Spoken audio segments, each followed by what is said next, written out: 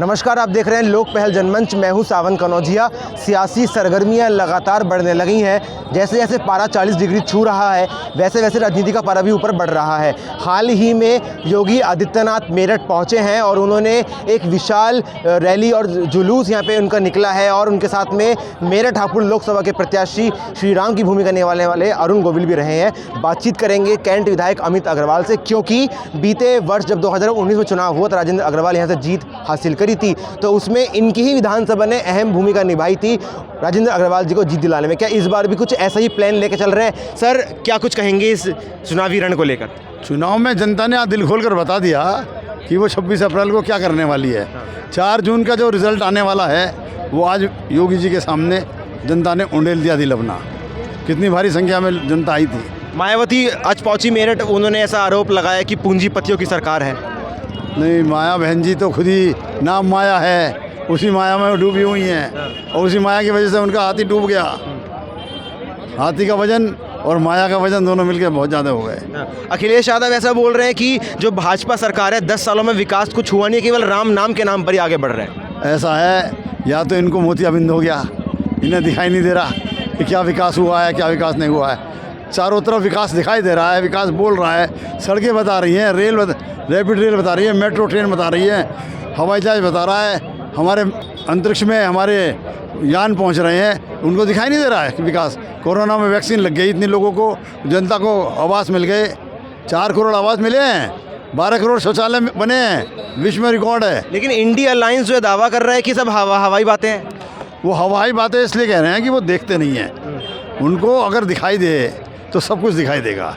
वो अपनी आंखों से देखना चाहते हैं, जनता की आंखों से देखेंगे तो उन्हें पता लगेगा वास्तव में विकास हुआ है। मेरठ की जो पूर्व मेयर हैं सुनीता वर्मा, अब वो सपा से गठबंधन से इस बार लड़ रही हैं, चुनाव लोकसभा प्रत्याशी हैं। वो आरोप लगा रही हैं कि जो काम हमने करा है, मतलब बतौर मेयर उन्होंने करा है, उस पर भाजपा के मेयर अपनी पट्टी लगा रहे हैं। क्या कहेंगे? फाइल निकाल के देख लेना, बाकायदा प्रस्ताव होते हैं, कमेटी में प्रस्ताव निकलते हैं, प्रस्ताव पारित होते हैं, उसके बाद उसका वर्क ऑर्डर निकलता है, टेंडर निकलता है, वर्क ऑर्डर निकलता है, उसके बाद काम होता है। तो ऐसे थोड़ी होता है कि वो हमारे, तो अगर पट्टी हमने लगाई है तो अपने काम अधूरे क्यों छोड़ गए? वो अगर उन्होंने काम किए थे तो अपनी पट्टी अपने आप लगा के जाते ना। क्या लगता है, इंडिया अलायंस मजबूत है लगता है आपको? इंडिया अलायंस में कुछ भी नहीं है। ये दो लड़के पहले भी लड़े थे ना मिलके, वो 2 लड़के आज भी लड़ रहे हैं। क्या होने वाला है? लेकिन विधायक जी, आप कैंडिडेट था, लेकिन आपको नहीं लगता कि इस बार अरविंद केजरीवाल, ममता बनर्जी, नीति, सब लोग सारे जो हैं विपक्षी दल एक मिल के हैं इस बार? ये सब अलग अलग क्षेत्रों में है ना।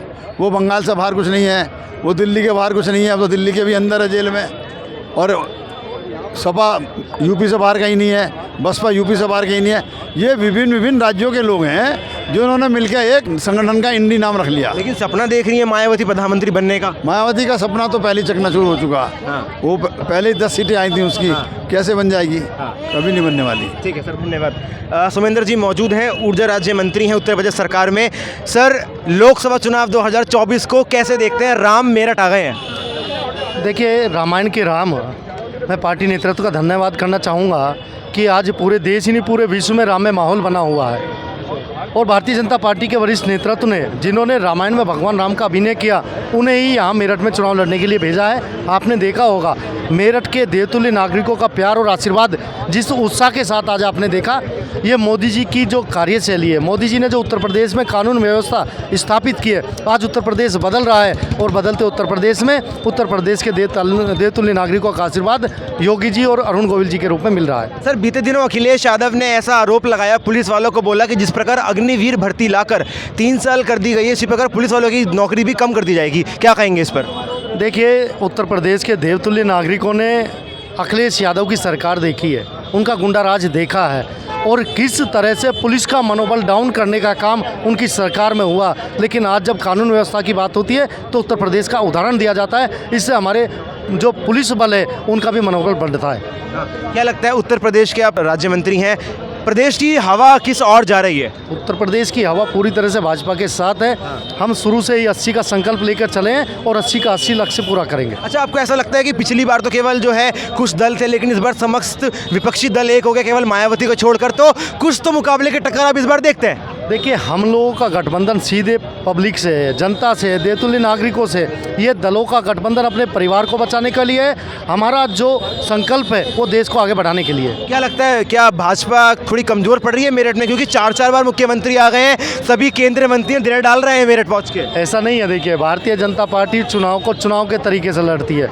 हम चुनाव को उसी जिम्मेदारी के साथ, चाहे हमारे माननीय मुख्यमंत्री जी हों, हमारा छोटे से छोटा कार्यकर्ता, बड़े से बड़ा नेता, चुनाव को चुनाव के तरीके से लड़ता है। 10 सालों में ऐसा क्या काम हुआ है जिसके बल पर मोदी जी तीसरी बार आने वाले, अगर आप मानते हैं? देखिए, पूरा देश बदल गया।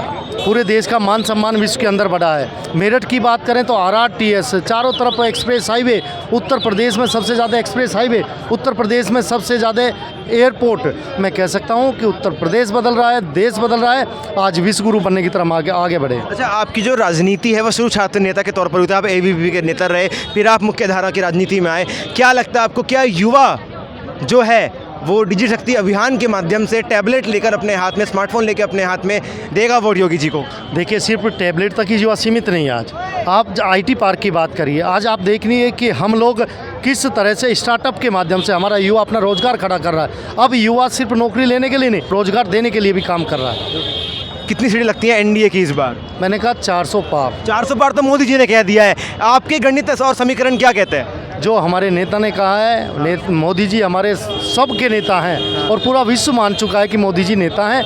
जो मोदी जी ने कहा है हम उसे पूरा करने के लिए लगे हुए हैं। क्या लगता है कितने अंतर से अरुण गोविल जीत पाएंगे मेरठ में? देखिए, मैं शुरू से ही मैंने ये कहा था कि 2 से 3 लाख वोटों से हम लोग जीतेंगे। जीत पाएंगे। सुनीता वर्मा को और देवव्रत को आप कहीं नहीं मानते हैं? देखिए, मैं मानता हूं कि देवव्रत जी, क्योंकि वो जिस पार्टी से चुनाव लड़ रहे हैं वहाँ कैडर वोट बैंक है, तो मैं ये मान सकता हूं कि देवव्रत जी मेहनत कर रहे हैं, उनके पार्टी के लोग मेहनत कर रहे हैं, लेकिन भारतीय जनता पार्टी एक बड़े अंतर से चुनाव जीतेगी। ये क्या चल रहा है? ये टिकट बदलने का खेल समाजवादी पार्टी में। आप भी गुजर नेता हैं, अतुल प्रधान भी गुजर नेता हैं, टिकट बदले जा रहे हैं 3-3 बार। असमंजस क्यों है समाजवादी पार्टी में? देखिए, वो खुद कन्फ्यूज हैं। पहले वो कन्नौज के लिए लड़ने को कह रहे थे, कल उन्होंने कहा मैं कन्नौज नहीं लड़ूंगा। उनके सारे समीकरण, सारे सर्वे ये बता चुके हैं कि पूरा उत्तर प्रदेश भाजपा के साथ है। लेकिन अखिलेश यादव बोल रहे हैं नेता बहुत है हमारे पास, कोई दिक्कत नहीं है, कोई कन्फ्यूजन नहीं। अखिलेश बोल रहे हैं। देखिए, उनके नेता सिर्फ उनके परिवार से हैं, उनके परिवार में ही नेता हैं। कन्नौज में यदि अखिलेश नहीं लड़ेंगे तो उनके परिवार के तेज प्रताप लड़ेंगे, कोई आम कार्यकर्ता नहीं लड़ सकता।